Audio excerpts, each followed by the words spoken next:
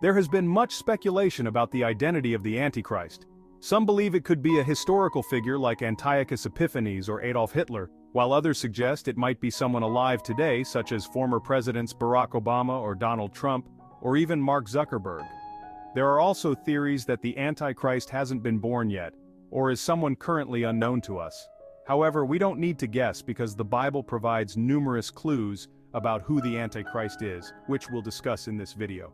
As a side note, I don't believe Christians need to worry about the Antichrist since I think they won't be present during the 7-year tribulation when the Antichrist is active.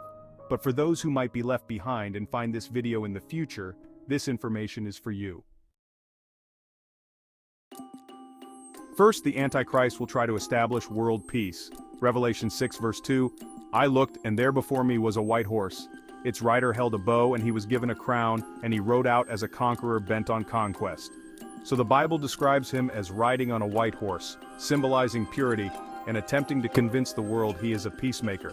According to Daniel 9, he will make a peace treaty with Israel, allowing them to offer sacrifices in the temple, only to stop these sacrifices midway through the 7 years. Revelation 13 indicates his influence will be global, as he persuades world leaders and kingdoms to follow him, promising unification and peace.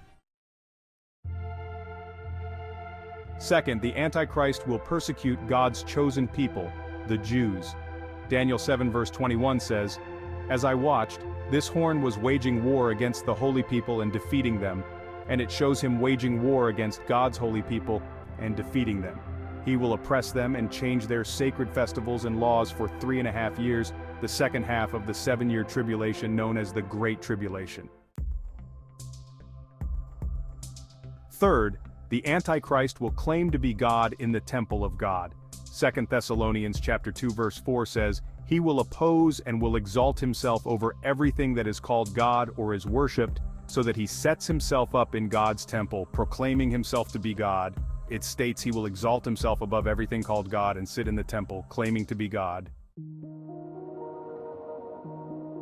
Fourth, the Antichrist will perform signs, miracles, and wonders.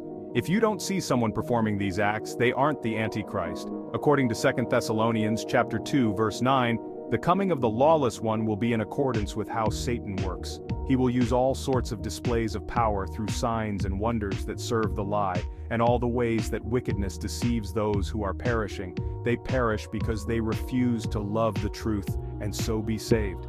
He will come with counterfeit power and signs to deceive those on the path to destruction. Revelation indicates these powers come from the false prophet, part of an unholy trinity with Satan and the Antichrist. Fifth, the Antichrist will blaspheme God's name. Daniel chapter 7 verse 8 says, While I was thinking about the horns, there before me was another horn, a little one, which came up among them, and 3 of the first horns were uprooted before it. This horn had eyes like the eyes of a human being and a mouth that spoke boastfully. This describes him boasting arrogantly, while Revelation 13 shows him speaking terrible blasphemies against God and those in heaven.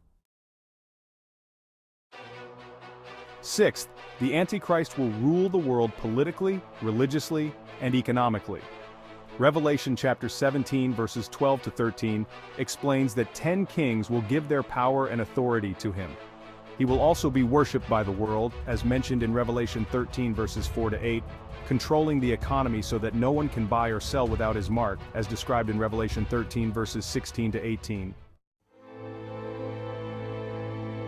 Lastly, the Antichrist will put to death God's 2 powerful witnesses. Revelation chapter 11 verse 7 says, When they have finished their testimony, the beast that comes up from the abyss will wage war against them and conquer them and kill them. It also says the beast will declare war on them and kill them to stop the gospel message.